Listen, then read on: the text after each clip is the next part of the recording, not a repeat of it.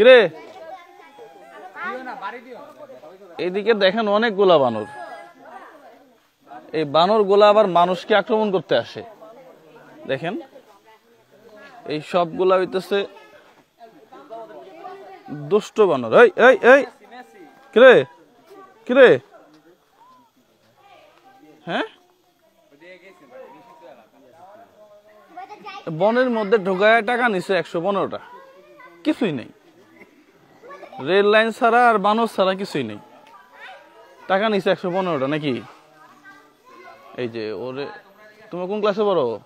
আমি 9-এ পড়ো। তুমি কিসে পড়ো? তুমিও সেম পড়ো।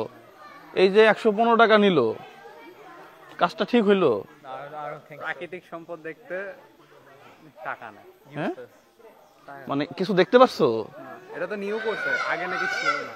আগে আগে আগে টাকা নিত না মনে হয় নাকি? আব্বু আম্মা আগে আসছিল অনেক আগে। আচ্ছা মানে এই যে আমরা দুইজন ঢুকছি, 130 টাকা নিচ্ছে, সরি 230 টাকা নিচ্ছে, 230 টাকা নিচ্ছে। দুষ্ট মানুষ ছাড়া আর কিছু নাই।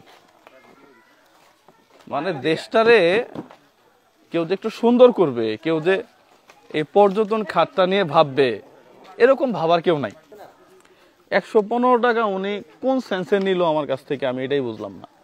হ্যাঁ জাতির কাছে, জাতির আম্মা তো চলে যাওয়ার পরে ভাবছিলাম দেশটা একটু সুন্দর হবে। হ্যাঁ দেখেন সব চোর বাটপারে ভর্তি। এই যে 115 টাকা যে ও নিল আমার কাছ থেকে, কিছু দেখতে পাইছেন আপনারা 115 টাকা দিয়ে? শুধুমাত্র আমরা বানর দেখলাম। কথা হইলো এটা তো সরকারি সম্পদ, এইটার টিকিট সর্বোচ্চ হইলে 50 টাকা পর্যন্ত করা যেত, কিন্তু 115 টাকার টিকিট করে এটা উনি কি প্রমাণ করলো আমি বুঝলাম না। এখানে কি এমন আছে যে এখানে 115 টাকার টিকিট করতে হবে? হ্যাঁ আছেটা কি এখানে? যে সিএনজি নিয়ে আসছি ও আমার কাছে, আমরা বের হইছি 1:30টার সময়, আমরা ফিরে যাব সন্ধ্যার আগে, ও বলতেছে 2000 টাকা দিতে হবে। সকালবেলা নাস্তা করছি দুইজন মানুষ 1000 টাকা দিয়ে। তাহলে মানুষ ঘুরতে আসবে কেমনে? আপনি কথা কম বলেন, আমি কথা বলতেছি তো। তাহলে এই হচ্ছে অবস্থা। আপনি ওই যে কক্সবাজার যাবেন, যাওয়ার পরে আলু ভর্তা দিয়ে ভাত খাবেন 300 টাকা দিয়ে,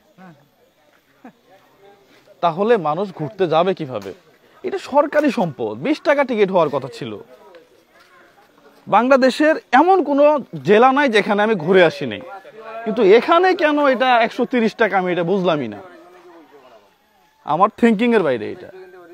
যাই হোক, এগুলা চেঞ্জ হওয়া উচিত, চেঞ্জ হওয়া উচিত। এই দুষ্ট মানুষ ছাড়া আর কিছু নাই। আসো অফ করে দাও।